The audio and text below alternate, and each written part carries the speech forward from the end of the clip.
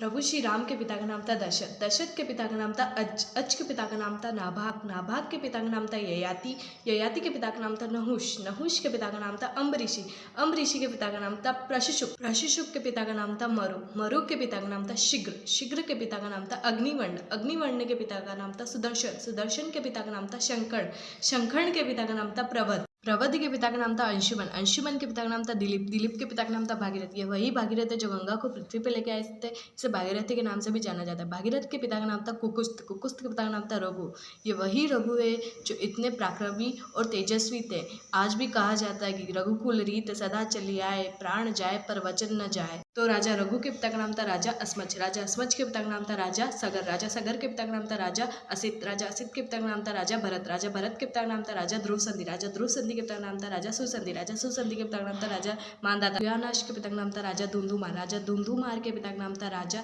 त्रिशंकु, राजा त्रिशंकु के पिता का नाम था राजा पृथु, पृथु के पिता का नाम था राजा अनन्य, राजा अनन्य के पिता का नाम था राजा बाण, राजा बाण के पिता का नाम था राजा विवस्ववान, राजा विवस्ववान के पिता का नाम था राजा मनु, राजा मनु के पिता का नाम था राजा इक्ष्वाकु, राजा इक्ष्वाकु के पिता का नाम था राजा कुक्षी, राजा कुक्षी के पिता का नाम था राजा विपुक्षी, कुक्षी के पिता का नाम था राजा